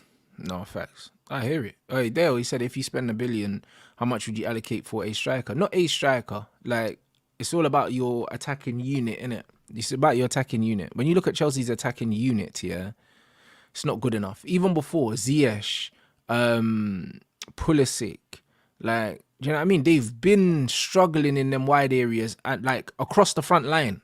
Like, they've been struggling. If I had $1 billion to spend and I'm Chelsea, I'm spending at least 400 million of that on the front 3 or the front 5. I would absolutely make sure that my front 3 is stacked, and I'd have replacements also on the bench, because attack is the one area that you can't afford to not have individual brilliance. It's the only area. You don't need individual brilliance in defending, because defending is a collective thing. Even in the midfield, to a certain degree, it's collective, bro. It's about one player pressures, one player shadows, one player pressures, one player intercepts, when you're in attacking areas, yeah, that's where you see the most isolations, bro. And in isolation, you need special players, innit? You need players that can win you a game, players that can take a player on, players that can create something from nothing. Them isolation moments, that's where you spend the big bucks, bro. Like, so I would make sure that I spend 400 M's on 4 or 5 attackers, bro. Like if someone said you've got $1 billion, because midfield is all about cohesion. We saw the best Liverpool teams win the Champions League and win the Premier League. Their midfield wasn't crazy. It wasn't crazy. It's like What Henderson, was it? like Henderson, Fabinho. Wijnaldum, and Fabinho. It wasn't a crazy midfield, bro. But when you look at their attack, Mane and Salah and Bobby, like, bro, like quality. All 3 players, quality. Like, that's what you need, a quality, bro. Like, with all due respect to Robertson, yeah, not an amazing footballer, but he's physically fit and he's technically sufficient, good enough. People talk about Trent's inability to defend, but technically good. Cool, not a crazy athlete, doesn't need to be. And then you look at the centre-back partnerships, Virgil was good, but then whoever played next to Virgil, it didn't matter because they played next to Virgil. Do you see what I mean? It's like, when you look at centre-backs, you look at centre-back partnerships. When you look at midfield, you look at midfield partnerships. When you look at the attack, it's Salah versus his fullback. It's Mane versus his fullback. It's Bobby in space versus whoever, bro. Like, wherever the isolations are, that's where I'm spending the money. Goalkeeper, isolation. A lot of the time it's the goalkeeper versus the player that's coming in to attack the ball. So spend your money on a goalkeeper. That's what Liverpool done. Spent, I think, 70 million on Alisson. Spend your big money on your goalkeeper and your attackers. That's what you spend the money on. And we spent on centre mids and a left back. Well, there you go. You spent the money in the wrong place. Now, I mean, I would spend. We put like 65 mil, 62 mil or something on Cucurella. Bruv. Well, left back. Like, I mean, I don't mind Cucurella. He's not. Yeah, but why are you going to spend 70 million on a left back for what? The job's not that hard, mate. I'll be honest. Right, you can just get a front. Bro, look, bro. You spent all that money on a left back, yeah? And then Newcastle went out and got my man, flipping Lurch from the Adams family for like £5. Who? Dan Burn? Dan Burn, bro. You spent all that money on a left back and they went and got Lurch, bro, to play left back for like 20 quid and a packet of Chris. And he's doing the job. Do you know what I mean? So what do you spend all that money for? So what did you spend all that money for? You know what I mean? Like, you don't need to spend bare money on a left back. Why? Like, why? Defending is a team sport, bro. Do you know what I'm saying? Look at Tottenham right now. Udogie and Van de Ven. They didn't cost mad money. Van de Ven's a technically sound centre back with pace. He's not an absolute. Yeah, I don't think he spent too much on centre backs. I think but he's not. Bro, he spent 80 million on Fofana, bro. Oh yeah, I forgot Fofana existed. That's what I'm saying. Vicario cost 70 mil. I forgot Fofana. Oh, you see what I'm saying, bro? And that's what I mean. You're spending all that money in the wrong areas. How are you spending all that money, yeah? You spent 65 million on a left back, but then you spend 30 million on your striker. Why? I don't know. Well, I did say on the strikers, I didn't see anybody out there. But again, you could scout and look for somebody better. So it goes both ways. But this is what I'm saying. Like, your striker is the one player. If you're going to spend 100 million on someone, don't spend it on Caicedo. Spend it on your striker. Or strikers. Yeah, spend 115 million on a centre mid that hasn't changed the way you play at all. They better do that on Osimhen then. Bro, he hasn't changed the way you play. 2 years left. Like, that I can accept. It's crazy. He hasn't changed the way you played. 115 million. For to do a job that a 40 million midfielder could do. I'll say it's a role we needed, but again, you could have spent less. And this is why, I don't understand, innit? This is why I don't understand, bro. This is why I don't understand. Like, that's why, as much as we can blame, as much as we can blame the manager, the money that you've spent on what you spent it on is weird. Do you get what I'm saying? Because when you look at the amount of money you've spent, your attack is meant to be like stacked. You know, we're looking at Liverpool now and we're saying their attack's stacked now, bro. You're saying they've got Cody Gakpo, they got Gatko can play in the 10. He can also play out wide and he can also play up front. Yeah. So they got Cody. Yeah. They got Diaz. They got Nunes. They got Salah, and they got they got Jota. Did I say Jota? That's fine. Said him now. Yeah. You got 5 attackers that can score goals. And when you look at Liverpool, you're not like, oh, they spent £1 billion like for that. You know, bro, you think Liverpool got all them man there and they spent a fraction of what you man spent. So it's like, but they spent it in the right areas. And that's why they are where they are. You know what I mean? You spent all your money on positions that aren't helping. Like, you could have just got centre mids that cost 50 M's to do that job. You could have gone and got Douglas Luiz or something. But you went and spent 115 million on someone when you could have just gone and got Douglas Luiz, bruv. Do you know what I mean? Or someone like that that's not going to cost that. This is what. This is what our only consistent attack. I'm not even going to put Jackson up there. It's just Sterling, Palmer, maybe. That's it. That's it, really. It's weird. It's weird. Like Tottenham have Malang Sarr. No, not Malang Sarr. Is it Malang Sarr? No, the other Sarr. What's his name? Papa Matasar. Yeah, they got Papa Matasar, who couldn't have cost no money. Like playing in there with Basuma, who they got for 25 million, and you spent 115 million on Caicedo when he's not better than Basuma. Lord have mercy, bruv. Do you know what I'm saying? Like, bro, look at what you've done with this money. Bro, I swear. It's crazy. Well, we need to get an experienced striker in ASAP. Bro, like the Papa Matasar, yeah, and Basuma together probably didn't cost 50 million. And you spent 115 million on a player that doesn't even really make you better. You spent the money in the wrong areas. You can go cheap in midfield. You can go cheap in defense, but you up front you can't go cheap, blood. You can't go cheap. You got to pay that money, bro. And Liverpool are showing us right now that Arsenal are struggling in a sense because they haven't invested in the depth in their attack. If Arteta had the depth up front that Klopp had, Arsenal would probably be 15 points clear at the top of the league right now. Gone, bruv. But Martinelli can't score. You know what I'm saying? And doing bluffs on away games. But that's what I mean. Martinelli can't do nothing more times. Eddie Nketiah's a joke, man. And Gabriel Jesus can't score goals either. You know what I'm saying? It's just like, bro, this is what we're looking at, bro. So where should you spend the money? Spend the money where it matters, bro. Spend money on the guys that put the ball in the back of the net. That's your best bet. It's your best bet. Yeah, that's meant to be the number 1 target in January. So we're going to see where that takes us. But we have to. And this is what it is. You know what I'm saying? Man is saying Jesus has been injured. Yeah, but bro, last season he was injured and Arsenal kept winning without him. So that's a cop-out. And when he's fit, he don't score anyway. Yep. so do you know what I mean? So he's had enough games and he's got 2 league goals. Bro, we're over sensational. Because Gabriel Jesus is a good footballer, people are over-emphasizing his importance to Arsenal. If Arsenal had a real goal scorer, they wouldn't miss him. They only miss him because they don't have a goal scorer. You go give Arsenal Ivan Toney, they won't miss Gabriel Jesus. He could be injured for 6 months. No one will care. I promise.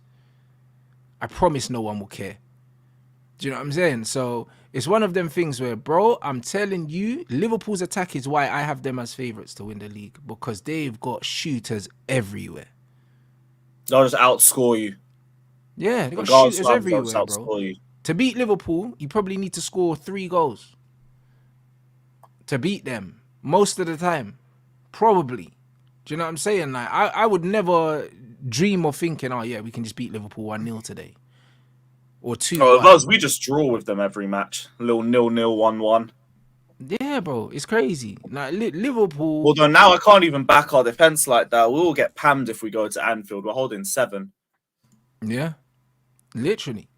If we can go to Old Trafford and make you look like 1970s Brazil, I don't know what we're going to make Liverpool look like.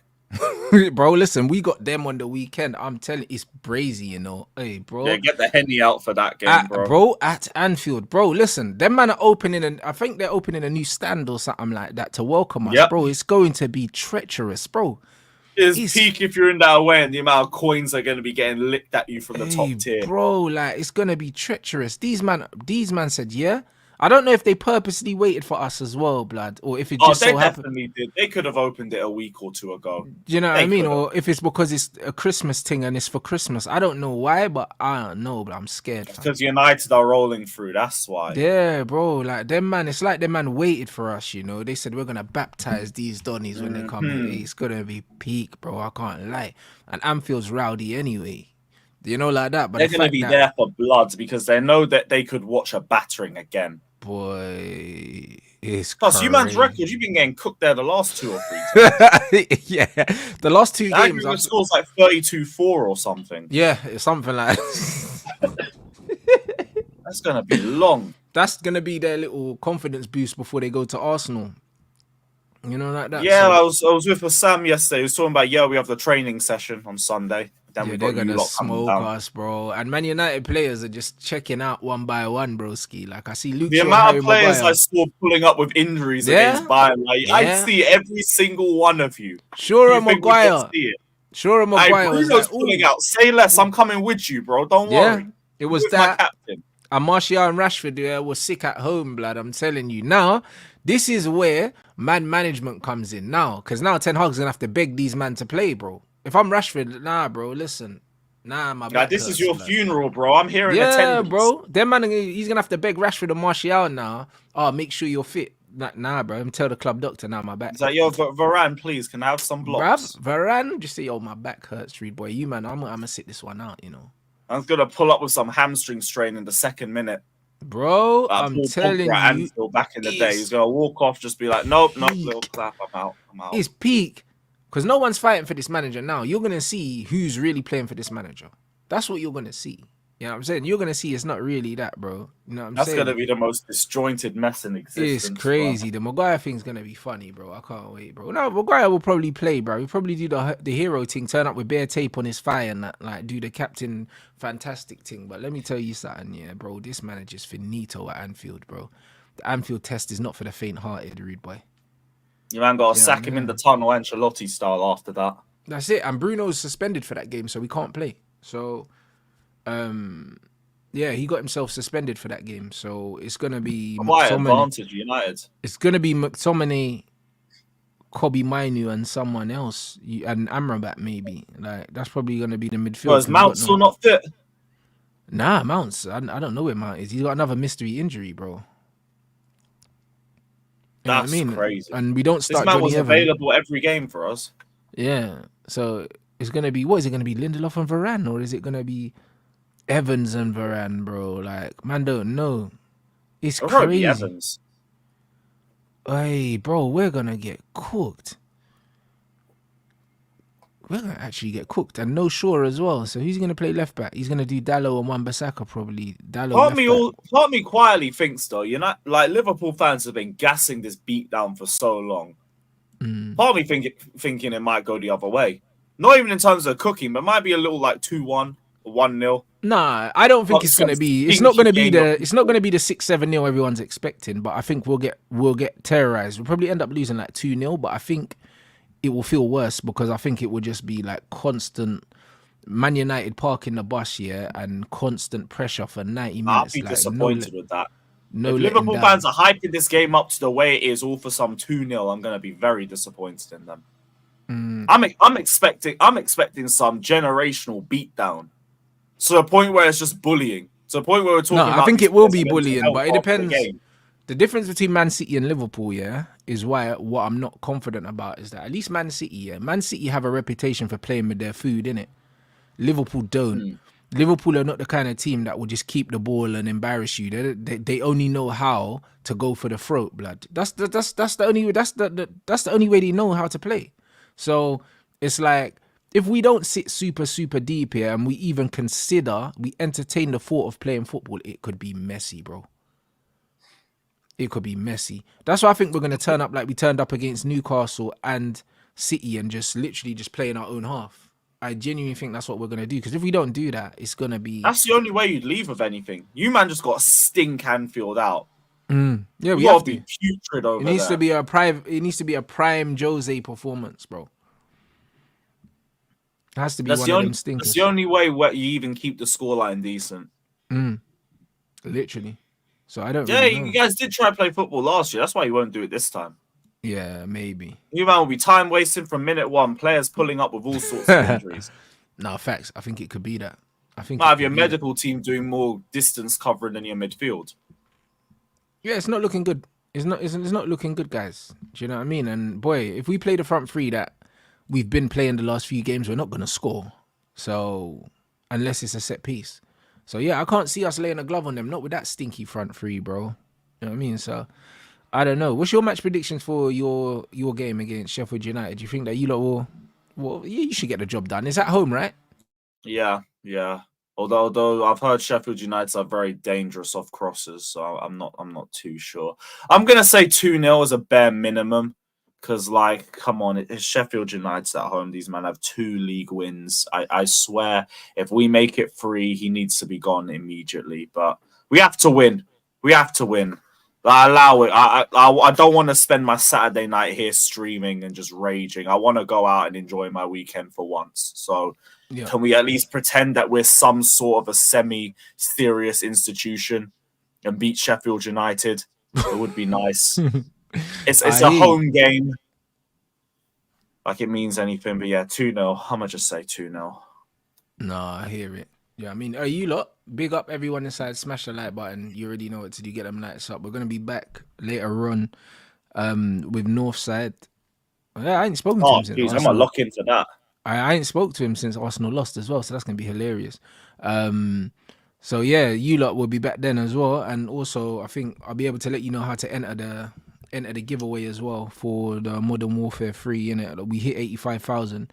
We're nearly on 85 and a half already. To be fair, like the subs have been flying, so big up you lot. And then obviously there'll be another giveaway for 90,000 as well, bro. We're closing in on that 100K, boy. So we should Oh, hit. So we should hit that early next year. You get me? So big up everyone inside. You already know what it is. Smash the like. Make sure you follow Lewis's channel as well. The link is in the title. What you got coming up for the rest of the day, my bro? I don't know if there's any content. It's just been crap rumors about Ramsdale that I don't believe in and certain players outgoing. I might do a video. Might just keep it to a video. But tomorrow we have a Chelsea Sheffield United preview. Not looking forward to that one. But yeah, be another busy weekend on the channel. So big up everyone. Come on, big up everyone. And